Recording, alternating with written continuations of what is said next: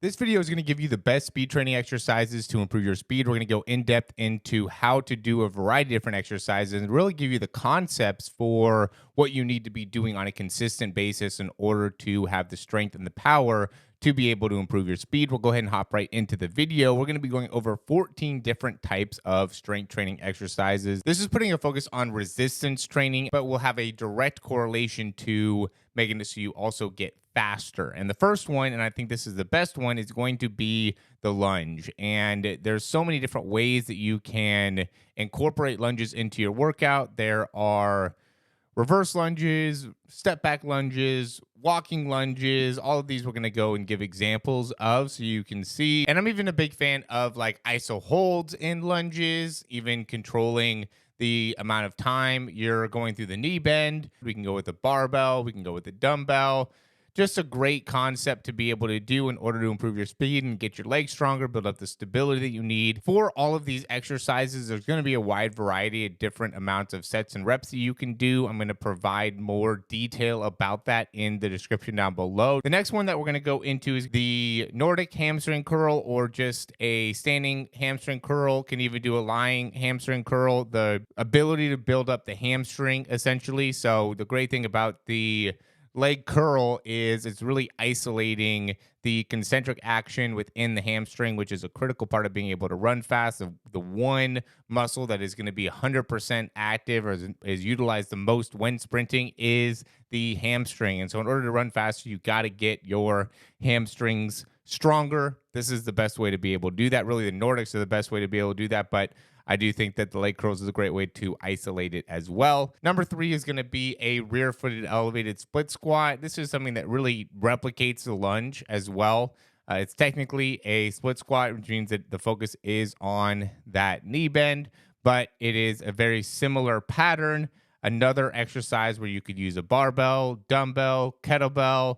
You could do even technically jumps with this. This is just another one of those exercises that are just so critical when it comes to being able to increase your strength and be able to run faster. Number 4 is going to be step ups. I think this is such a great exercise because it helps build in the hip flexors and that knee drive. I think that being able to be great with your knee drive is a critical component to being able to run fast, and no better way of being able to build that than step ups. The higher that the box is, or the higher that the step up is, I think the better. Also, another thing that I would say is being able to do this with a barbell as well as a dumbbell. And a barbell would be a better option just because it requires a little bit more balance. But regardless, I would say that it is a great exercise to be doing on a consistent basis and something that really requires a lot of balance in order to do effectively. The deadlift, and I would say with a deadlift, it's better to do more of like a RDL or semi bend within the knee, not a full knee bend like a traditional deadlift. I think the RDL is a little bit better when it comes to your sprinting. The importance of having a great amount of control, great amount of range of motion during the deadlift. Number 6 is going to be the kettlebell dorsiflexion. So you're going to put a weight onto your ankle. Just work on being able to come up and down, work on being able to go in a circle, just building up your ankle strength. There's so many guys that I see that come to the performance lab. We work on their sprinting, and they just don't have that lift within the ankle, don't understand how to use their ankles effectively to be able to strike the ground. And by doing this exercise and also coaching them through that foot strike, that ankle strike, they are able to get significantly faster very, very quickly. So there's a lot of you guys that are watching this video that could get a lot faster by just starting to do this exercise. Not only does it have an impact on your ability to perform at a higher level, run faster, but it's also great in strengthening your ankles to make sure that you're able to stay healthier for longer. The next one is going to be a trap bar deadlift or a goblet squat. This is going to be more of the knee bend type of exercises that we're going to be utilizing when it comes to improving your lower body strength. So what's important here is we're not going to use a barbell squat. We're not going to use a front squat. We're not going to do any of those types of things. While I do think there is some benefit, these are the best speed training exercises. I think the trap bar, lifting something up from the ground, as well as the goblet squat are two things that are much more beneficial when it comes to your overall performance. If I was going to give a squat, I would probably say an overhead squat would be your best bet when it comes to exercises that are specifically tailored to improving your speed. And I say that just because of the range of motion that is required within your hip flexors in order for you to be able to do these effectively. Number 7 is a side lunge. The adductors are the muscles that are working within the side lunge. The biggest adductor is actually considered a potential 4th hamstring. So you have 3 hamstrings in your bicep femoris. They say there might be 2 different heads of the bicep femoris, which would make it 4 hamstrings. But for right now, there's 3 hamstrings. And then the adductor magnus, the big groin muscle that you're training when you're doing side lunges, is potentially a 4th hamstring because of its connection, because of its influence on you sprinting. And so it's really important to have strong adductors, and you're actually working your adductors a lot more than you think when you're doing things like Nordic hamstring curls, leg curls, things like that. Next one is going to be a weighted calf raise, and really calf raises in general. This is another important part of being able to run fast, is you have to be strong within that ankle joint. I also think it's important to do bent knee calf raises. I think it's important to do horizontal calf raises. And so just be doing calf raises in a wide variety of different positions. Make it so you get plenty of extension. Do it with your shoes on, do it with your shoes off, do it with weight, do it with no weight, do it with a knee bent, do it with your foot behind you, do it with your foot in front of you, do it with a slant board, do it without a slant board. Just try to add as many different ways of being able to force your ankle to extend as possible to make it so then you are able to do that in all the different varieties of sprinting that are going to be required for you. You're going to have to accelerate well, you're going to have to start well, you got to be able to have top end speed. And in order for you to have all those things, you got to have the right range of motion within the ankle. Next one's going to be the glute bridge. This is really focusing on the glute development. We could do this with your foot raised. We could do this with just a dumbbell on your hip. You could do this with a barbell on your hip. You could do this with 1 foot. You could do this with 2 feet. There's a wide variety of different ways that we could really emphasize hip extension, which is the point of the glute bridge. I love this exercise. Such a great way to be able to build strength and hip extension, which is so important when it comes to being able to run fast and getting a great push off. You got to be able to utilize the glutes, and these are the best ways to be able to do that, really the glute bridge. But there's a wide variety of different options when it comes to doing a glute bridge that will make it so then you can get the proper benefit. Next one is going to be a clean, power clean. In this video, I'm just going to show a clean.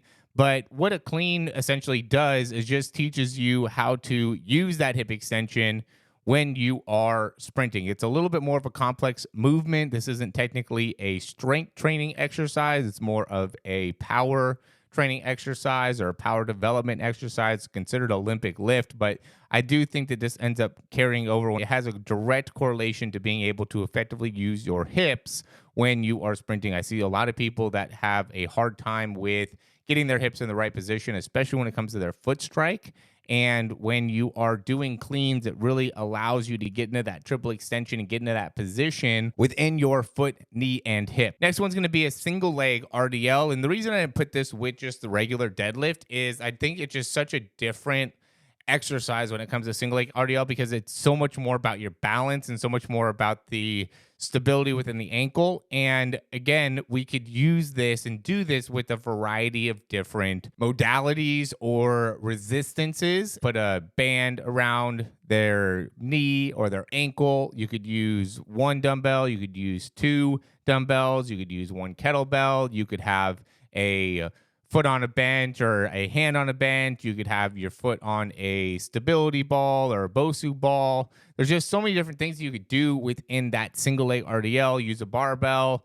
And therefore, I think it deserves its own category when it comes to the resistance training. Understanding the importance of the single leg development is a great thing as well. So you want to be doing deadlifts to kind of build up that strength within your hips, the hip extension movement, but you also want to be doing single leg RDLs to help you develop the balance that is necessary to be able to maintain great positioning within the hips, within the ankles, and therefore be able to have great foot contact times. And then the last exercise, and certainly not the least important, is good mornings. Very similar to the RDL traditional deadlift, except now we have the barbell on our back.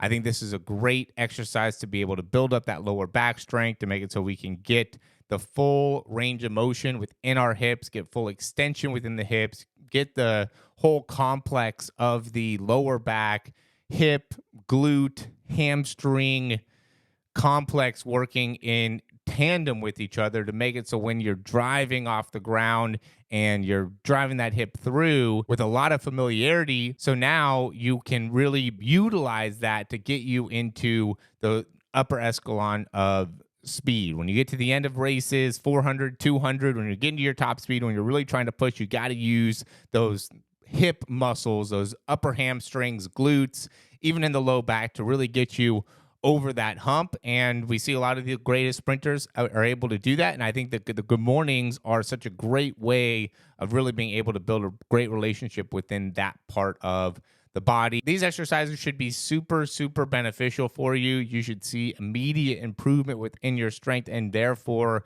be able to run faster. If you're not running faster from these exercises, then I would make the argument that strength is not the thing that's holding you back. It's probably more of your technique, which is something you'll be able to find out more about in these videos here. But before you go and check those out, make sure that you give us a like and subscribe to the channel. Thanks for watching. We'll talk to you soon.